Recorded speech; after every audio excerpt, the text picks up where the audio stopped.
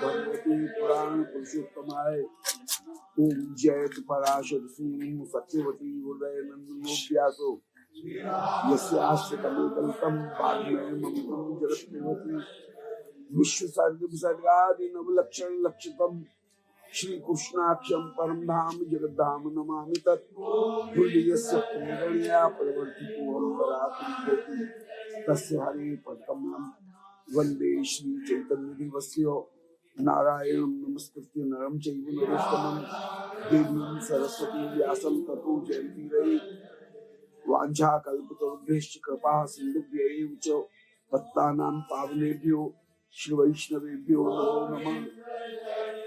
बोलो वृंदावन बिहारी लाल की महाराज जी, जय। ये बिना चीनी के है, ये मुंह में रख लीजिए, गले के लिए अच्छा है। श्री राघव लाल की जय। अखिल उपनिषदों की सारभूत श्रीमद् भगवद गीता के 7वें अध्याय में पूर्व प्रसंग में श्री कृष्णचंद्र भगवान अर्जुन को उपदेश दे रहे हैं। तत्वतः अर्जुन को उपदेश की आवश्यकता नहीं है, अर्जुन के माध्यम से हम लोगों को उपदेश दिया जा रहा है। अर्जुन को नर नारायण स्वरूप कहे, वे तो स्वयं ज्ञानवान है। ऐसे ही उद्धव को जो ज्ञान उपदेश दिया गया वो उद्धव के लिए नहीं है, उद्धव के माध्यम से हम लोगों के लिए है। भगवान ने कहा नोद्धवोन्नपुमन्यूनम, उद्धव अणु मात्र भी मुझसे कम नहीं है। तो तत्वतः ये उपदेश उद्धव के लिए नहीं है, अर्जुन के लिए नहीं है, अर्जुन के माध्यम से हम लोगों के लिए उपदेश है।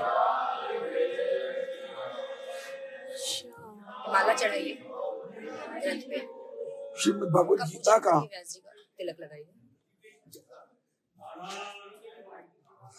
वो मुझे दे दीजिए। माला पहनाइए, लाइए मुझे दे दीजिए।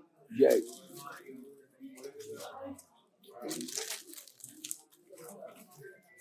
अलग अलग लिख देना है, उधर साइड में रख दो।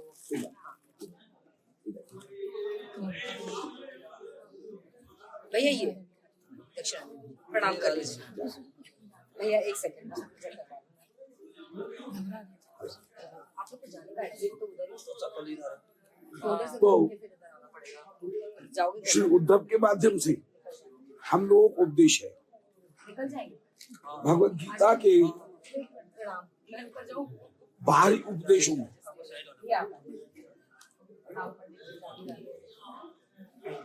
भगवद गीता के बाहरी उद्देश्यों में दुष्टों का विनाश माने महाभारत के युद्ध के माध्यम से दुष्ट जनों का विनाश, शिष्ट जनों का परिरक्षण माने अर्जुन और पांडव युधिष्ठिर इनकी रक्षा, दुष्ट जनों को भी मार करके उनको मोक्ष प्रदान करना,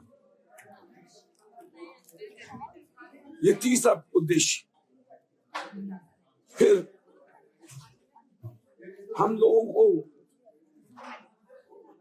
भक्ति की सर्वश्रेष्ठता और शरणागति की सर्वश्रेष्ठता बताना, ये मुख्य उद्देश्य है। तो गीता के बाहरी रूप में 4 उद्देश्य हैं। कौरव और दुष्टजन उनका विनाश, परंतु ये मुख्य नहीं है, ये तो और किसी प्रकार से भी हो सकता था, परंतु अर्जुन को युद्ध में प्रवृत्त करा करके दुष्टजनों का वध करना, ये गीता का एक आनुषंगिक प्रयोजन है, मुख्य प्रयोजन नहीं।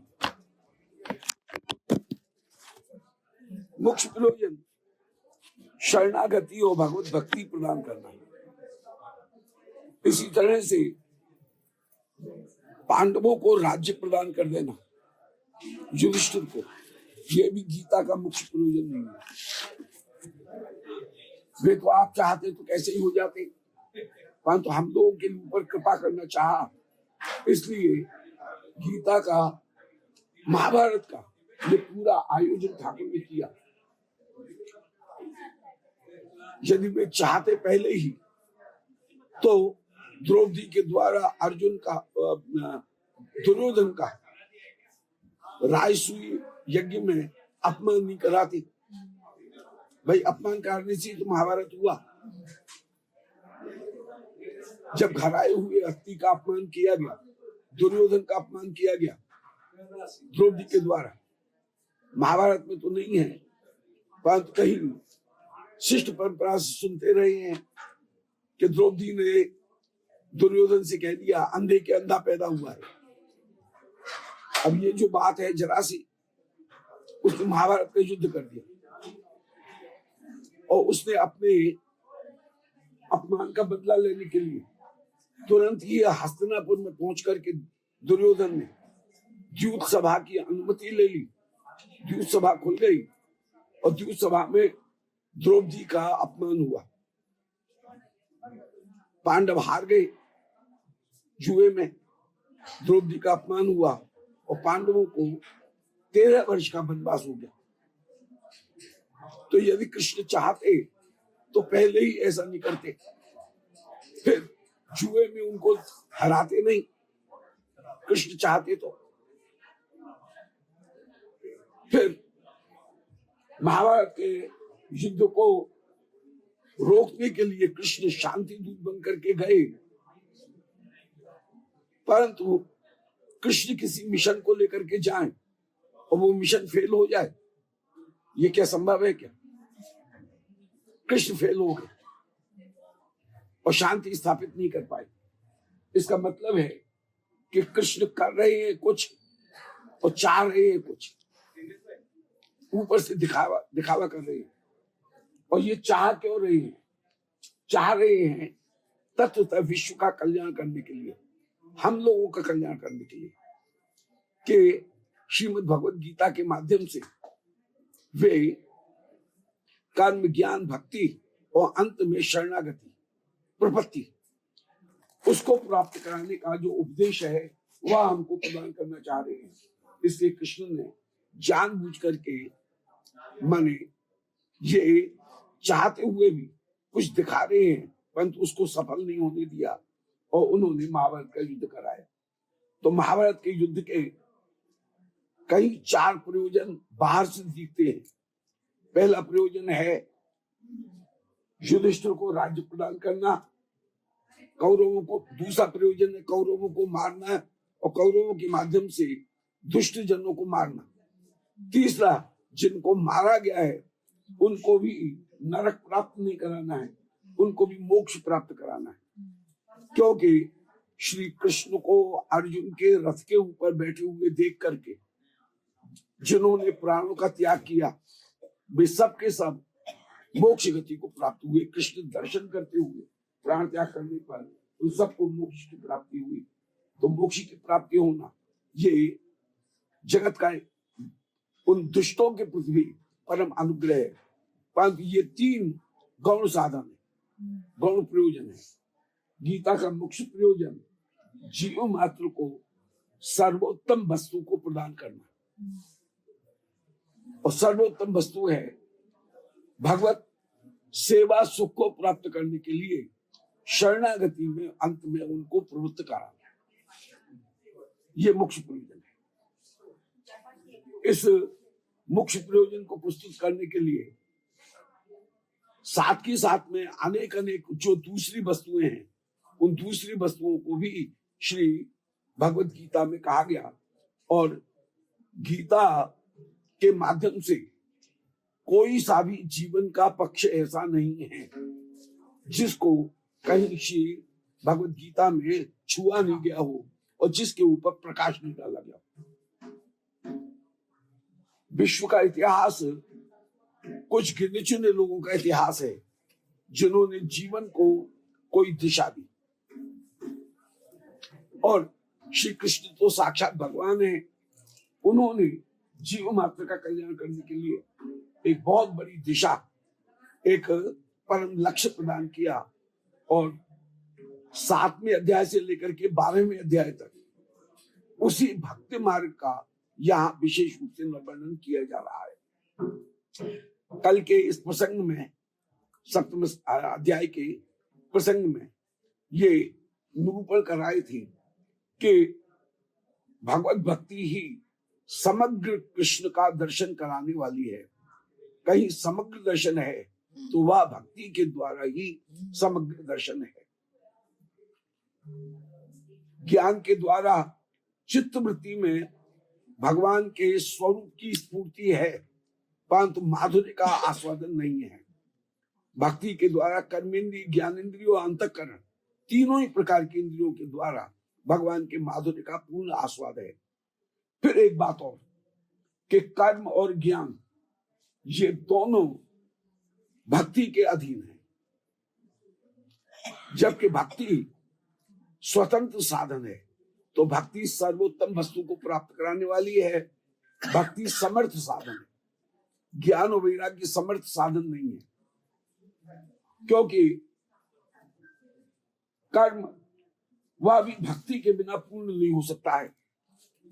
हम जब कर्म करने के लिए बैठते हैं तो कभी ब्राह्मण शुद्ध नहीं मिलेगा, कभी वस्तु शुद्ध नहीं मिलेगी, कभी मुहूर्त शुद्ध नहीं होगा, कभी मंत्र शुद्ध नहीं बोला जाएगा, कभी विधि शुद्ध नहीं होगी, कहीं न कहीं कमी रह जाएगी। और ऐसी स्थिति में कर्म कांड करते समय हमको भक्ति का आश्रय लेना ही पड़ता है। सबसे पहले हम कहते हैं केशवाय नमः, नारायण नमः, माधवाय नमः, गोविंदाय नमो नमः, अपवित्र पवित्रो वा यस्मरेत पुंडरीकाक्षम, मैंने ठाकुर का स्मरण कर रहे हैं। तो भक्ति के बिना कर्म एक दुर्बल साधन है, परंतु भक्ति के द्वारा वह पूर्ण साधन हो जाता है। तो कर्म भक्ति के अधीन है, जबकि भक्ति स्वतंत्र की जा सकती है। इसी तरह से ज्ञान भी भक्ति के अधीन है, ज्ञान भी स्वतंत्र नहीं है। ठीक है, गुरुदेव ने किसी ज्ञानी को उपदेश दिया कि सर्वम खलिदम ब्रह्म तत्त्वमसि, महावाक्य का, उनके यहाँ का जो महावाक्य है ज्ञानियों का, उस महावाक्य का भी उपदेश दिया कि तत्त्वमसि, तू ब्रह्म का ही स्वरूप है, ईश्वर का ही स्वरूप है, और ईश्वर में तुझ में, ब्रह्म में तू मूलतः ब्रह्म है, ब्रह्म में तुझ में अंतर नहीं है। पर ये ज्ञान केवल किताबी ज्ञान रहा, इससे संसार की निवृत्ति नहीं होगी, और निवृत्ति यदि हो भी गई तो दोबारा भी फिर संसार आ सकता है। जैसे किसी ने ये कहा कि नायम सर्पः रज्जु हुआ, ये सर्प नहीं है, रज्जु है। ठीक है, एक बार किसी ने दीपक ला करके दिखा दिया ये रज्जु है, परंतु दोबारा रस्सी के ऊपर पैर पड़ा तो दोबारा भी तो भ्रम हो सकता है। तो संसार की पूरी निवृत्ति नहीं हो सकती है केवल ये जानने से। जिसने जान लिया है एक बार कि रस्सी थी, ये सर्प नहीं था, परंतु दोबारा भी उसके ऊपर ऐसा ही भ्रम आ सकता है। इसलिए ज्ञान एक दुर्बल साधन है। ज्ञान को संसार की निवृत्ति करने के लिए कि दोबारा अज्ञान हो ही नहीं, अज्ञान की पूर्ण निवृत्ति हो जाए, संसार की पूर्ण निवृत्ति हो जाए, इसके लिए ज्ञानी को भी संसार निवृत्ति मोक्ष के लिए राम नाम का आश्रय लेना पड़ता है। तारक मंत्र का आश्रय उसे ग्रहण करना पड़ता है। जब तक तारक मंत्र का आश्रय ग्रहण नहीं करेगा तब तक बहुत सब कुछ जानता है कि अज्ञान के कारण संसार प्रकट हो रहा है, परंतु ये जानते हुए भी संसार की निवृत्ति नहीं होगी, क्योंकि ज्ञान के द्वारा अज्ञान का जो वृक्ष है उसके एक पत्ते को भी पूरी तरह से तोड़ा नहीं जा सकता है। जबकि नामाभास मात्र से अज्ञान की पूरी तरह से निवृत्ति होती है, ऐसे शास्त्र में प्रमाण प्राप्त होते हैं। इसलिए नाम के द्वारा जैसी कृपा की प्राप्ति होती है, ज्ञानी को भी नाम का आश्रय ग्रहण करना पड़ता है। तो ज्ञान भी भक्ति के आश्रित हुआ। कर्म भी भक्ति के आश्रित है और ज्ञान भी भक्ति के आश्रित है, परंतु भक्ति किसी के आश्रित नहीं। एक घास खोदने वाला बिल्कुल अंक बिना पढ़ा जो किसान है, वो भी भक्ति के द्वारा श्री कृष्ण चरणारविंद को प्राप्त कर लेता है। वह भी परेहठ इसका जप करते हुए भगवान को प्राप्त कर ले। श्री विठलनाथ जी के चरित्र में आता है कि कभी विठलनाथ जी यमुना जी से स्नान करके आ रहे थे और एक बिल्कुल थोड़ मूर्ख, महामूर्ख व्यावहारिक दृष्टि से, और वो उनके पास में दीक्षा ग्रहण करने के लिए आया और कह रहा है कि मुझे शरणागति दो। और उस समय वे कह रहे हैं परेहट, और ऐसा कहकर के एक पत्थर का जो टूट था वहीं उसको उन्होंने यूं ही सरका दिया। उस महापुरुष ने ये विचार किया कि ये तो मुझे मंत्रोपदेश मिल गया, और उस पत्थर के टूट को वो लेकर के और परेहट परेहट परेहट यही जप करे। बताइए। और परेहट जी जो है उसमें ठाकुर जी प्रकट हो गए। उसके उस मिट्टी के डेले में ठाकुर जी प्रकट हो गए और परेहट मंत्र के द्वारा उसको भगवत साक्षात्कार की प्राप्ति होगी। निष्ठा उसकी, ये निष्ठा ने उसको फल की प्राप्ति करा दी। तो यहाँ तुलना करना चाह रहे हैं कि भगवत भक्ति वह किसी के अधीन नहीं है, वह ज्ञान के अधीन नहीं है। ऐसे अज्ञानी को भी केवल निष्ठा के द्वारा, निष्ठा उसकी इतनी दृढ़ थी कि वो उस परेहट को सामान्य में बोले गए जो परेहट मंत्र हैं, परेहट जो वचन थे उनको वो मंत्र समझ रहा और मंत्र समझ करके उसके द्वारा भगवत आराधन करके भगवत इतनी भारी निष्ठा होती। तो भक्ति के लिए ज्ञान की आवश्यकता नहीं है, भक्ति के लिए किसी कर्मकांड रिचुअल की आवश्यकता नहीं है, उसके द्वारा प्राप्त होगी। अतः ठाकुर ने जब ये कहा कि असंशयम समग्रम माम यथा ज्ञास्यते तत्क्षण, कि निस्संदेह समग्र रूप में मुझे जैसे तू जान सकेगा, मैं उसका तेरे सामने वर्णन कर रहा हूं। समग्र रूप में जानने का जो उपाय होगा वो समग्र रूप में जानने का उपाय भगवत भक्ति ही है, कर्म नहीं है, ज्ञान। भक्ति बिना किसी कारण के सब कुछ देने में तैयार है, सर्वोत्तम वस्तु को प्रदान करने की, जबकि ज्ञान और कर्म ये भक्ति के आश्रित होकर के विराजमान है। अतः श्रुतियों ने कहा कि तमेव विदित्वा अति मृत्युम एति, उस भगवत तत्व को ही जान करके अति मृत्युम, मृत्यु के भय को पार करके जीव अपने परम लक्ष्य को प्राप्त कर सकता है। तो तमेव विदित्वा एव शब्द के द्वारा कहा कि कोई दूसरा साधन नहीं है। एव शब्द का तात्पर्य है कोई दूसरा साधन नहीं है। एव शब्द अन्य व्यावर्तक है। तो उस भगवत तत्व को ही जान करके अति मृत्यु में जीव जो है वो मृत्यु को पार कर सकता है, अन्य कोई दूसरे उपाय से वह मृत्यु को प्राप्त नहीं कर सकता है। तो एव शब्द अन्य व्यावर्तक है, भक्ति स्वतंत्र है। एव शब्द से ज्ञात हुआ कि भक्ति स्वतंत्र है, जिसका 6 अध्यायों में अब यहाँ भगवत गीता में वर्णन करेंगे। दूसरे जो साधन थे वे भक्ति के अधीन होकर के ही विराजमान है अति मृत्यु में, क्योंकि मनुष्याणाम शास्त्रेषु कश्चित एतत् सिद्धये यत्ताम अपि सिद्धीनाम कश्चित माम वेति तत्वतः। ठाकुर यहाँ पर कह रहे हैं कि हजारों हजारों मनुष्यों में किसी व्यक्ति के हृदय में ये विचार उत्पन्न होता है कि मैं भगवत भजन करूं, मैं अपने जीवन के लक्ष्य को प्राप्त करूं, नहीं तो वह धन, स्त्री, पुत्र, संसार के कुछ सुखों को प्राप्त करने में ही वह डूबा रहता है, अंत में परिणाम में उसे दुख मिलता है, परम जीवन की लक्ष्य की प्राप्ति नहीं होती है और बंधन के द्वारा उसे अंत में कहीं फिर से जन्म मृत्यु के चक्कर में पड़ना रहता है। तो मैं जीवन से मुक्त हूं, ये विचार किसी किसी व्यक्ति के हृदय में कभी कभी आता है, बड़े भाग्य से ये विचार आता है। तो यहाँ पर मनुष्य सहस्तेषु, तो कोई कोई भाग्यशाली होता है। पहले तो मनुष्य होना बड़ा कठिन। मनुष्य कौन? बोले मत्वा कार्याणि सीव्यति, जो विचार पूर्वक कार्य करे उसका नाम मनुष्य।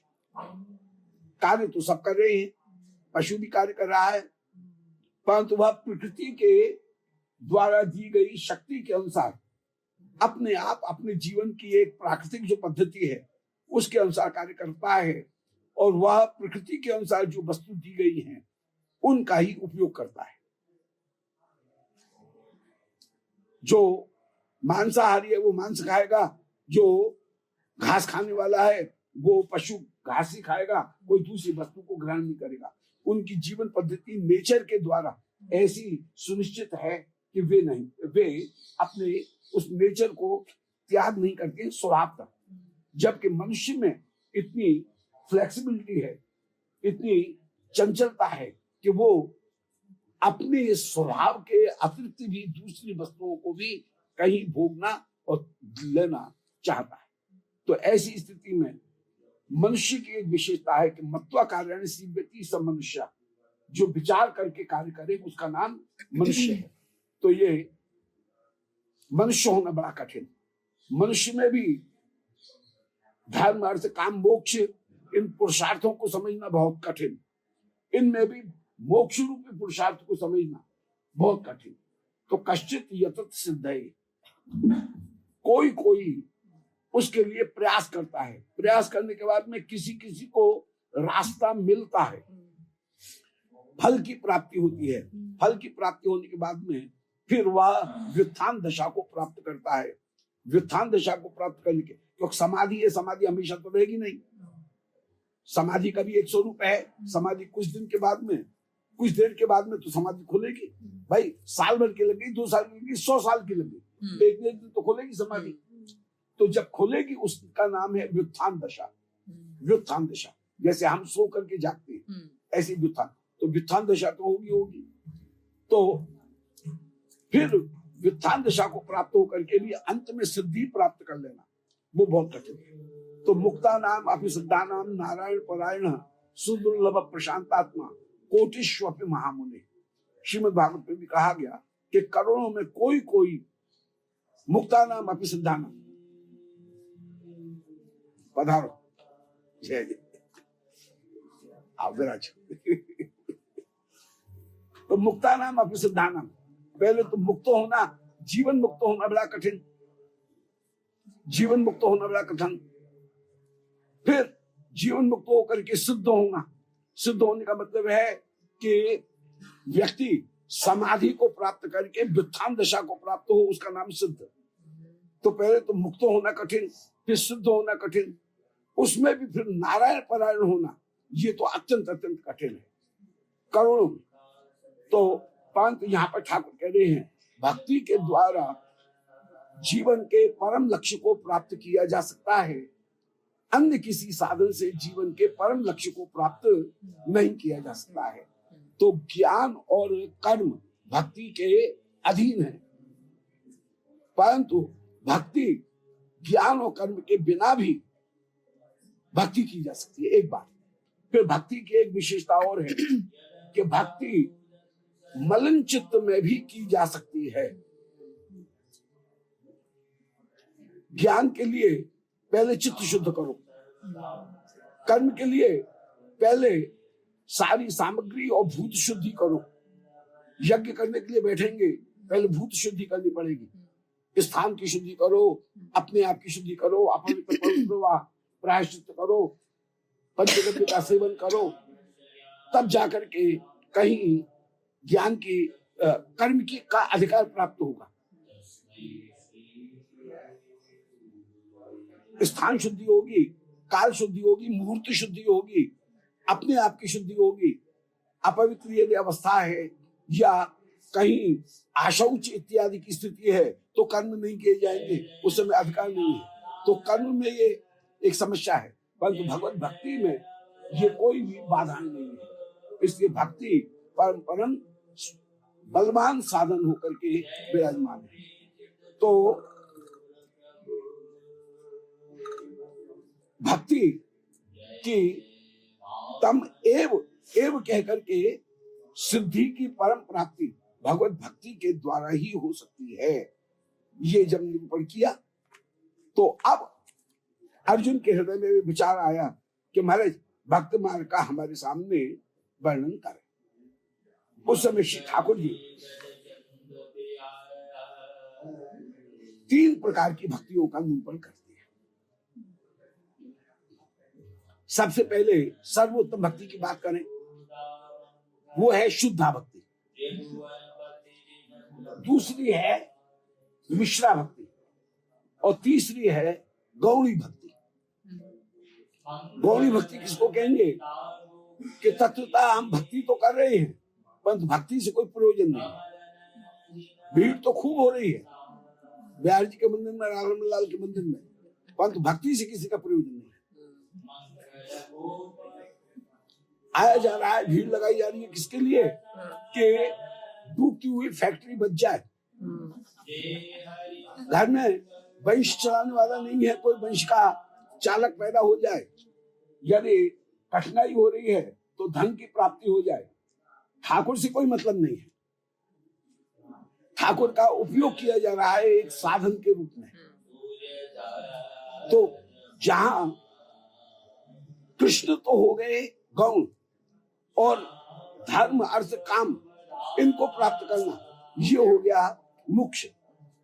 तो या मोक्ष को प्राप्त करना भी मोक्ष हो गया। वहां पर भक्ति गौण हो जाएगी और भक्ति कर्म के फल भोग को प्रदान करके और ज्ञान के फल मोक्ष को प्रदान करके स्वयं उनको प्रदान करके स्वयं अंतर्धान हो जाएगी। तो कर्मकांडी भी भक्ति तो कर रहा है, वो भी केशवाय नमः नारायण नमः कह करके भगवत नाम दे रहा है। अपवित्र पवित्र यज्ञ को प्रारंभ कर रहा है, वो भी भगवत स्मरण से यस्मृत पुंडरीकाक्षम यज्ञ करने के बाद में वो भी पीछे से एक आचमनी जल छोड़ रहा है कि यश स्मृतिया च नामुक्त्या तब वो यज्ञ क्रियादीशु न्यूनम संपूर्णता में जाती। परंतु उसे ठाकुर से कोई मतलब नहीं है। वो तो ये कह रहा है कि मेरे यज्ञ का फल मुझे दे दो, तुम जाओ कहीं, मुझे स्वर्ग मिल जाए, मुझे मेरा फल मिल जाए। तो ऐसी स्थिति में भक्ति का उसने आश्रय लिया, नाम भगवान का आश्रय लिया, तो नाम भगवान उसको भोग या मोक्ष प्रदान करके स्वयं अंतर्धान हो जाएंगे। तो इसका नाम हुआ गौणी भक्ति।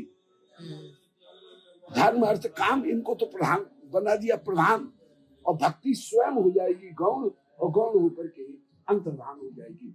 ये पहली भक्ति है, पहले प्रकार की भक्ति है। दूसरे प्रकार की जो भक्ति है वो भक्ति है मिश्रा भक्ति।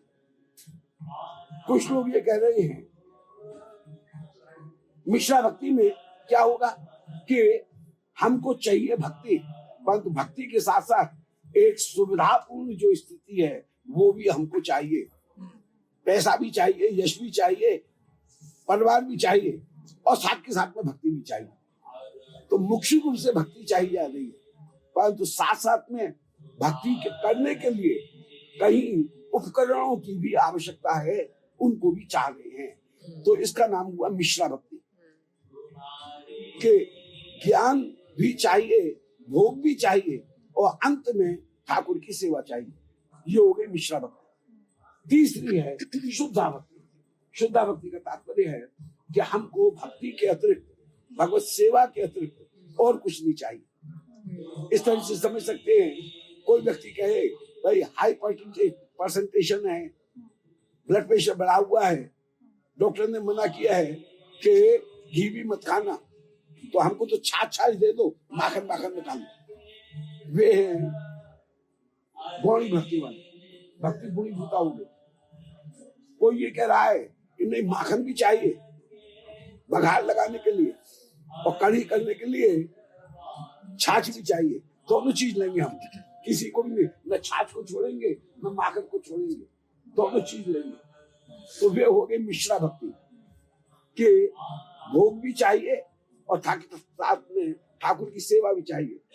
तीसरा व्यक्ति कहता है कि तुच्छ वस्तु नहीं चाहिए, हमको तो सार सार चाहिए, वो केवल सेवा सुख को ही चाहेगा, वो हो गई शुद्धा भक्ति।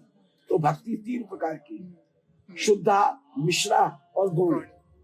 शुद्धा भक्ति बत्रासुर की है, मोक्ष शुद्धा भी। भक्ति अन्याभिलाषा शुद्ध, हाँ, जिस बत्रासुर की है, उसे मोक्ष भी नहीं हाँ चाहिए, उसे मोक्ष भी नहीं, वो कुछ नहीं चाह, मोक्ष भी नहीं चाहिए। समंजसत्वाभ रही कांक्षे, तेरे अलावा और कुछ भी नहीं चाहिए, ठाकुर के अलावा और कुछ भी नहीं चाहिए। तो जन्म जन्म जब भी मिले तो ठाकुर के भक्तों का ही संग मिले। ये बात। ये तो ये तीन प्रकार की भक्ति हुई। अब इनमें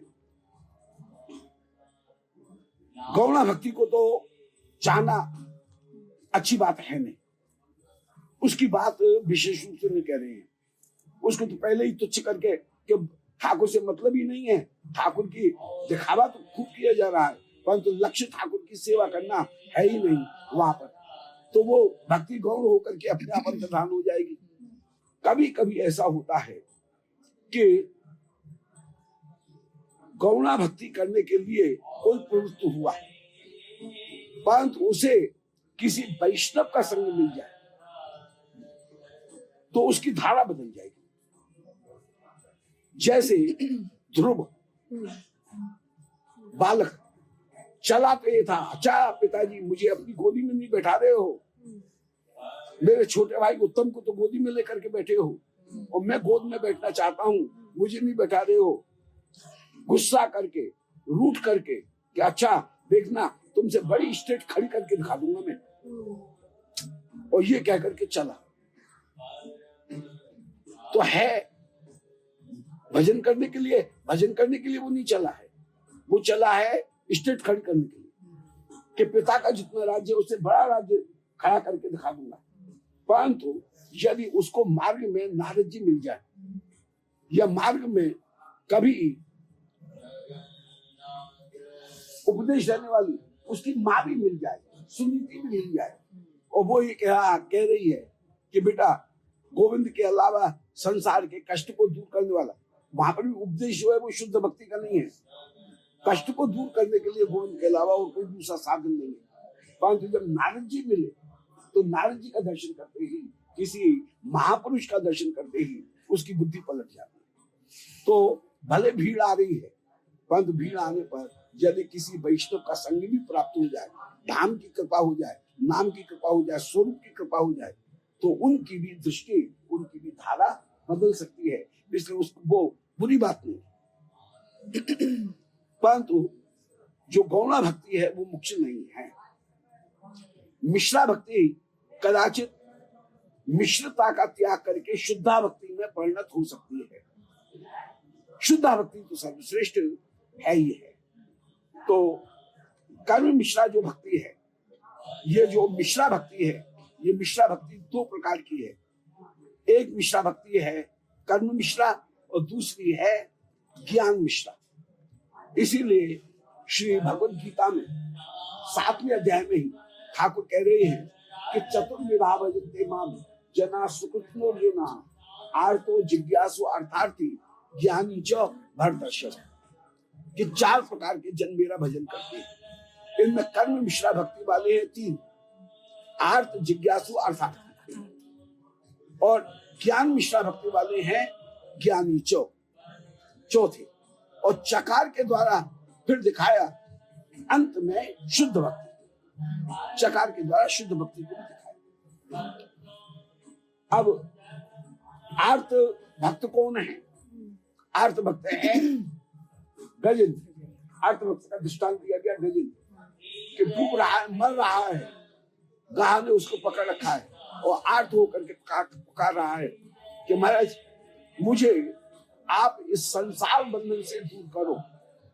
नारद जी की पहले गुरु जी की कृपा है, इसलिए वो ये भी प्रार्थना कर रहा है कि महाराज इस समय पहली आवश्यकता मेरे पास में जो है वो तो है आर्थ से मुक्त होना, परंतु यही फाइनल नहीं है।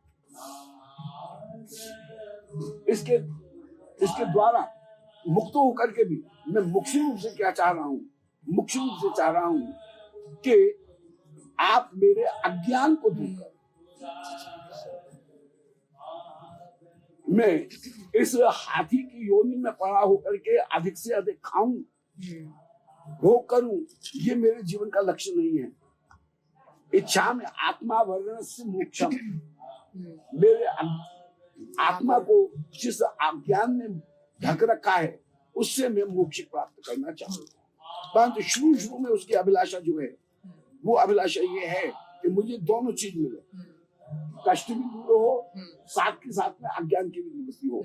मुख्य रूप में अज्ञान की निवृत्ति, मुख्य रूप में तो माखन मिले, परंतु छाछ भी छोड़ूंगा नहीं, छाछ भी लूंगा, दोनों चीजें। ये हो गया अर्थ। अब जिज्ञासु कौन है? जिज्ञासु है शौनक आदि ऋषि, वे जिज्ञासु होकर के विराजमान है। शौनक आदि ऋषि, उनको किस तीर्थ का क्या फल है, किस तिथि में स्नान करने से पुत्र की प्राप्ति होगी, कौन से व्रत चौथ का व्रत करने से सौभाग्य की प्राप्ति होगी, किस सप्तमी का व्रत करने से मुझे प्रभाव की प्राप्ति हो जाएगी, किस तेरस का व्रत करने से मुझे लक्ष्मी की प्राप्ति हो जाएगी, सारी दुनिया भर की सारी चीजों को सुन रहे हैं शौनकादि पुराणों में। एक एक चरित्र को, और इस देवी की ये महिमा, और उस देवता की ये महिमा, और उस तिथि की ये महिमा, और वहां तीर्थ की ये महिमा, और वहां पर दान करने की, इस वस्तु के दान की ये महिमा, और उस वस्तु के दान की ये महिमा। परंतु अंत में सुनने के बाद में फिर क्या सुनना चाह रहे हैं? सुनना चाह रहे हैं भगवत गीता, उन्हीं के माध्यम से तो। जैसे भीष्म पितामह जब तक कौरवों के सेनापति बने रहे 10 दिन तक, तब तक दुर्योधन बिल्कुल निश्चिंत रहा कि मेरा कोई नुकसान कर ही नहीं सकता है। परंतु 10वें दिन जब भीष्म पितामह शरशैया के ऊपर गिरे, तब उसको चिंता हुई कि युद्ध का क्या हो रहा है। नहीं तो पहले तो वो निश्चिंत था, सुनता रहा भूगोल, खगोल, व्रत, सारे नियम। तो महाभारत में देखें, भीष्म के पहले बहुत सारी अन्य अन्य जो बातें हैं, पांडवों के चरित्र, राजाओं के चरित्र, इतिहास, पुराण, इनको सुनता रहा, उसे चिंता नहीं हुई। जब भीष्म पितामह शरशैया के ऊपर गिर गए, तब उसको चिंता हुई कि अब मेरी सेना का क्या होगा। तब उसने सबसे पहले प्रश्न किया कि धर्म क्षेत्र कुरुक्षेत्र संवेदायुत्सव किम कुर्वत संजय, कि संजय आप बताओ क्या हो रहा है। अब चिंता हुई उसे कि भीष्म पितामह का भरोसा नहीं रहा। और तब 10वें दिन भगवत गीता का ये उपदेश तो दिया गया था पहले दिन ही, महाभारत के पहले, परंतु इसका प्रकाशन हुआ भीष्म पर्व में। भीष्म पर्व के 25वें अध्याय से लेकर के फिर 18 अध्याय जो है महाभारत के, वो भगवत गीता।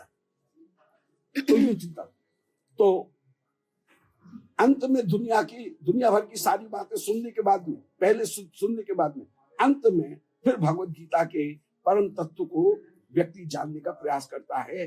तो ये हो गई मिश्रा भक्ति। एक छोटा प्रश्न है कि ये लोग इतने निश्चिंत क्यों थे? क्योंकि जो विराट का युद्ध हुआ था उसमें तो अर्जुन ने इनको परास्त कर दिया था। भले परास्त कर दिया, पर भीष्म पितामह ने जानबूझ करके उस समय केवल भीष्म पितामह की इच्छा नहीं थी विराट का, और भीष्म पितामह तो हृदय से तो पांडवों के पक्ष में ही थे, परंतु क्योंकि उनकी एक निष्ठा है, उनका एक समर्पण है, कमिटमेंट है, उस कमिटमेंट की वजह से फिर वे उसको पांडवों का पक्ष ले रहे हैं। ऐसे ही इसी तरह का दृष्टांत, जिस समय जाम्बवती जी के पुत्र सांब ने लक्ष्मणा का हरण किया, उस समय 6 महावीरों में भीष्म पितामह भी है।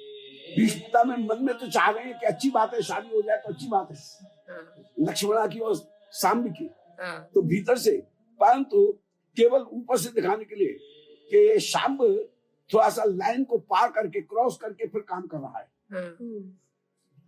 इसको हमसे प्रार्थना करनी चाहिए थी, तब कहीं शादी की बात होनी चाहिए थी।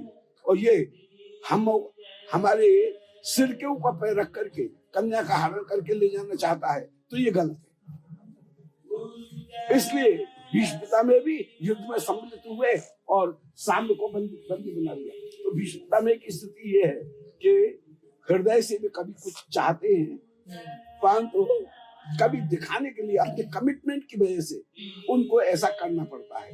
तो वो ऐसा ही हुआ कि विराट के युद्ध में भले अर्जुन ने सब कौरवों को पराजित कर दिया और भीष्म पितामह ने युद्ध को आगे नहीं बढ़ाया, और दुर्योधन ने तुरंत युद्ध को रोक दिया कि नहीं, मेरा काम पूरा हो गया, मुझे युद्ध करना ही नहीं।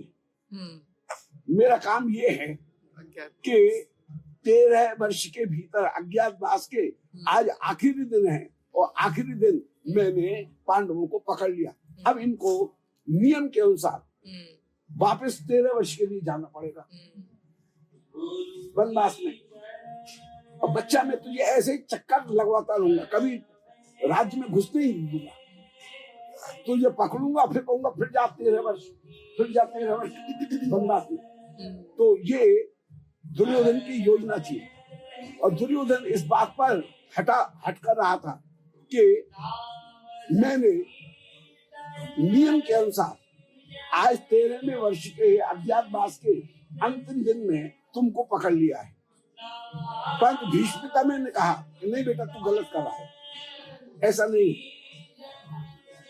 पांडवों ने 13 वर्ष पूरे कर लिया, बल्कि 5 महीना और 13 दिन और पूरे कर लिए, क्योंकि जो लौन का महीना आता है, अधिक का महीना जो आता है पुरुषोत्तम मास, उसकी यदि गिनती करें तो पांडव 13 वर्ष पूरे कर चुके हैं, बल्कि उन्होंने 5 महीना और 13 दिन और ज्यादा पूरे कर लिए उसकी दृष्टि से। इसलिए पांडवों को राज्य दे देना चाहिए, परंतु वो नहीं माना। बुढ़े तू चुप रहे, मैं नहीं मानूंगा तेरी बात। और उसने नहीं माना, उसने महाभारत का युद्ध हट में प्रारंभ कर दिया।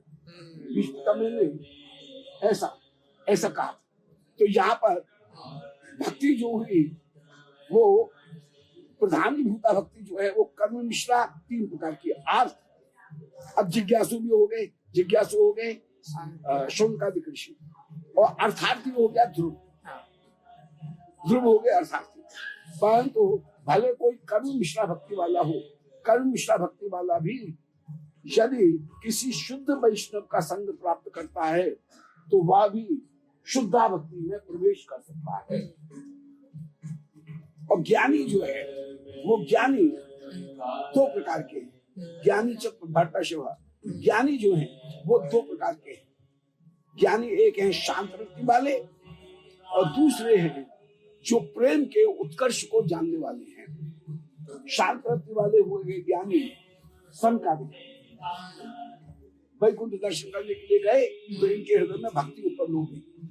और प्रेम का उत्कर्ष जानने वाले कौन हैं? बोले प्रेम के उत्कर्ष को जानने वाले हैं मुख्य रूप से श्री शुकदेव जी, जो ज्ञान का त्याग करके भक्ति मार्ग में आप प्रवृत्त हुए। तो ये भक्ति के 3। तो जहां एक व्यक्ति आसक्ति की भूमिका में नहीं आया है तब तक तो वह ज्ञान का सेवन करेगा, और जो ज्ञान है वो ऐश्वर्यमय भाव को धारण करने वाला है। परंतु आसक्ति के बाद में जब आएगा तो उसका ऐश्वर्य भाव समाप्त हो जाएगा और वह माधुर्य अनुभव करने लगेगा। फिर से सुन लें कि आर्थ, जिज्ञासु, अर्थार्थी और ज्ञानी, ये 4 प्रकार के जन जब तक आसक्ति की स्थिति में नहीं आते हैं, श्रद्धा, साधुसंग, भजन, क्रिया, निवृत्ति, निष्ठा, रुचि, आसक्ति की स्थिति में जब तक नहीं आएंगे तब तक तो ये कहीं ज्ञान निष्ठा को धारण करेंगे। परंतु आसक्ति के बाद में जब भाव की स्थिति में आ जाएंगे तो भाव की स्थिति में आने पर ज्ञान निष्ठा समाप्त हो जाएगी। जैसे श्री सुखदेव जी, उनकी ज्ञान निष्ठा समाप्त हो गई और श्री प्रियालाल इनकी सेवा करने में ही श्री सुखदेव जी प्रवृत्त हो गए। तो फिर शुद्धा भक्ति में वे प्रवृत्त हो गए। तो यहाँ पर भी यही कह रहे हैं कि भगवान की दो प्रकार की शक्ति है, एक पराशक्ति, उसका नाम है जीव, अपरा शक्ति है, उसका नाम है सारी माया, माने महतत्व से उत्पन्न होने वाले तीन प्रकार का अहंकार। इसमें सात्विक अहंकार से उत्पन्न होने वाला मन, राजस अहंकार से उत्पन्न होने वाली 10 इंद्रियां, तामस अहंकार से उत्पन्न होने वाले पंच तन्मात्राएं और पंच महाभूत, और इन्हीं इंद्रियों के साथ में जुड़ने वाले पंच प्राण, इनको जोड़ करके जो 23 तत्व हैं, वे 23 तत्व उनसे युक्त होकर के जो वस्तु है वो भगवान की अपरा शक्ति है। पराशक्ति है जीव, अपरा शक्ति है माया। और माया और जीव इन दोनों को कहीं पार करके उपास्य रूप में श्री कृष्ण ही एकमात्र उपास्य होकर के विराजमान होंगे। अतः ये गुणीभूता भक्ति को प्रदान करके फिर मोक्षा भक्ति जो है उसमें ये भक्तगण विराजमान हो जाते हैं। तो शुद्धा भक्ति में इस तरह से क्रम करके व्यक्ति ले जाता है, श्री कृष्ण ले जाते हैं। जिसको एकाएक कोई चीज मिल जाती है तो उसको महिमा की प्राप्ति नहीं होती है, परंतु यदि किसी वस्तु की क्रम करके उसे प्राप्ति होती है तो वह उसे विशेष रूप से फिर महिमा उसकी जानता है। तो विशुद्ध अंतःकरण होने पर ज्ञान मिश्रा भक्ति का शांति नामक जो शांत रति है, वो शांत रति भाव उत्पन्न होता है। संकालिकों में शांत रति उत्पन्न हुई, सुखदेव जी में राग रति उत्पन्न हुई, शांत रति और राग रति। यहाँ पर ठाकुर जी यही वर्णन कर रहे हैं कि पहले शांत रति होती है, शांत रति भी राग रति में परिणत हो सकती है। संकालिक को शांत रति किसको कहेंगे? बोले आराधना तो कर रहे हैं श्री राधारमण लाल की, कृष्ण की, परंतु राधारमण लाल को मान क्या रहे हैं? ये ब्रह्म है, परमात्मा है। तो कृष्ण का ब्रह्म रूप में चिंतन, उसको हम कहेंगे शांत रति। परंतु ब्रह्म का कृष्ण रूप में चिंतन, इसका नाम है ज्ञान। कृष्ण का ब्रह्म रूप में चिंतन, ये है शांत रति। दोनों चीजों में अंतर है। कृष्ण का ब्रह्म रूप में चिंतन, ये है शांत रति, और ब्रह्म कृष्ण बना ऐसा चिंतन करना, ये है ज्ञान। कि एक आवरण को धारण करके, उपाधि को धारण करके जो निर्गुण निराकार ब्रह्म था वो ही साकार बन गया, तो ये हो गया ज्ञान।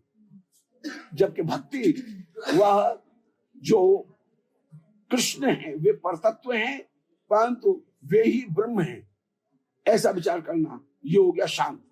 परंतु ये विचार करना कि श्री कृष्ण उनके ब्रह्मता को अलग रख करके कृष्ण के स्वरूप से हम प्रीति करें, इसका नाम हो गया राग। मैन टू मैन जो रिलेशनशिप है उसका नाम हो गया राग। कृष्ण को ब्रह्म समझ करके किसी हेतु या कारण के साथ में कृष्ण से प्रीति करना, क्योंकि वे ब्रह्म है इसलिए हम तुम्हारी आराधना कर रहे हैं, ये कंडीशनल यहाँ पर कृष्ण से आराधना की जा रही है, वो हो गई कहीं शांत रति। और कृष्ण ब्रह्म है और उनमें रूप जो है ब्रह्म ही कृष्ण बनाए हैं माया का आवरण धारण करके, ये तो बिल्कुल भ्रष्ट सिद्धांत। और उस सिद्धांत में कृष्ण के स्वरूप धाम नाम लीला इन सबों को कहीं त्याग करने का प्रयास हो जाएगा, वो ज्ञानी का प्रयास हो जाएगा, वो कभी होगा नहीं। तो ठाकुर यहाँ पर यही कह रहे हैं कि मैं सबका कारण होकर के, शुद्ध भक्ति होकर के, शुद्ध भक्ति का विषय बन करके मैं विराजमान हूं। अतः अंत में अरे भैया तू मेरा ही आश्रय ग्रहण करके विराजमान हो। ये सप्तम स्कंद का, ये इस सप्तम अध्याय का ये मूल तात्पर्य, मुख्य तात्पर्य प्रतिपाद्य तात्पर्य यहाँ पर हुआ। बोलो श्री राधा रमण लाल की जय। महाराज जी वो निष्कर्ष सिद्धांत की बात ये हुई कि भक्ति स्वतंत्र है। ज्ञान भक्ति के कारण ही मोक्ष को प्रदान करेगा। भक्ति नहीं है तो ज्ञानी को मोक्ष की प्राप्ति नहीं होगी। कर्मी को स्वर्ग की प्राप्ति तब तक नहीं होगी जब तक कि उसने भक्ति का आश्रय नहीं लिया है, क्यों कर्म साधन दुर्बल है। परंतु भक्ति स्वतंत्र साधन है, बलवान साधन है। एक बात, वो भक्ति भी 3 प्रकार की है। शुद्धा भक्ति में man to man Shri Krishna, उनके साथ में स्वरूप के साथ में जीव का संबंध है। उसकी जो महिमा है उसके साथ में प्रीति नहीं है, व्यक्ति से प्रीति है। जैसे पति पत्नी में व्यक्ति से प्रीति है, पति का डेजिग्नेशन क्या है इस कारण प्रीति नहीं है कि वो राष्ट्रपति है, कि वो गवर्नर है, कि वो कलेक्टर है, इसलिए प्रीति नहीं है। पत्नी की पति के प्रति जो प्रीति है वो मैन टू मैन प्रीति है। चाहे वो राष्ट्रपति रहे या नहीं रहे तब भी प्रीति समाप्त नहीं होगी। तो जहां स्वरूप से प्रीति है उसका नाम है राग, जहां महिमा के साथ में प्रीति है उसका नाम है विधि। तो विधि मार्ग को हटा करके केवला भक्ति को प्राप्त करते हुए व्यक्ति विराजमान हो। अब वो भक्ति 3 प्रकार की, एक है गौणी भक्ति। गौणी भक्ति का मतलब ये है कि हमको छाछ चाहिए, माखन नहीं चाहिए। ठाकुर को छोड़ा, ठाकुर की सेवा तो कर रहे हैं परंतु हमारी डूबती हुई फैक्ट्री उबड़ जाए, ये लाभ हुआ।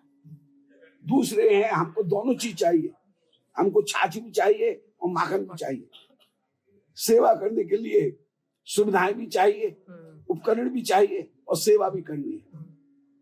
तो ये मिश्रा भक्ति हो गई कि ज्ञान भी चाहिए, कर्म भी चाहिए और मुख्य रूप से कृष्ण सेवा चाहिए। ये हो गई मिश्रा भक्ति। और शुद्धा भक्ति का तात्पर्य केवल ठाकुर से प्रीति। तो ये 3 प्रकार की भक्ति, और इन 3 प्रकार की भक्तियों में श्री जो मिश्रा भक्ति वाले हैं या गौणी भक्ति वाले हैं वे भी शुद्धा भक्ति में परिणत हो सकते हैं यदि किसी नारद जी जैसे व्यक्ति का संग प्राप्त हो जाए। जैसे ध्रुव को नारद जी का संग प्राप्त हुआ तो ध्रुव का वो जो असूया का भाव था, हे पिता मुझे गोदी पर नहीं बैठाया लेकिन मैं तुमसे बड़ी स्टेट खड़ी करके दिखा दूंगा। एक प्रतिस्पर्धा में जो निकले थे वो प्रतिस्पर्धा समाप्त हो गई और शुद्ध भक्ति ध्रुव के हृदय में आ गई।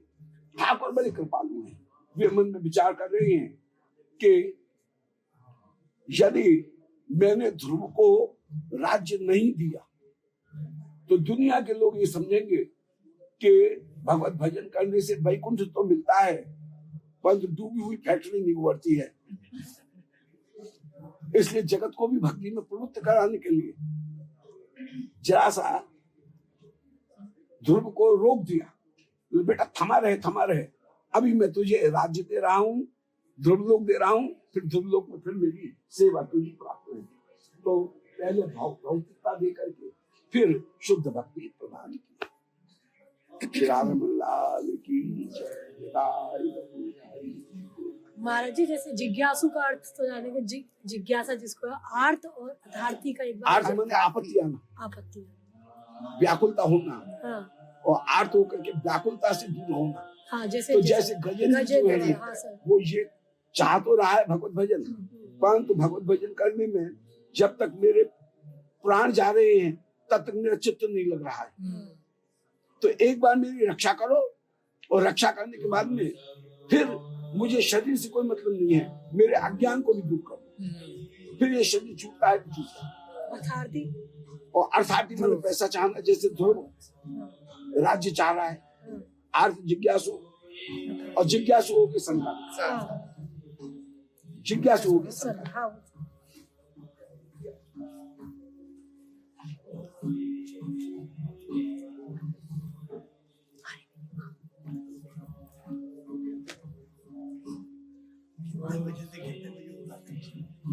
नौ बजे से 10, कभी 9:45, कभी 10, 40 मिनट का आज हो गया। मिलता है।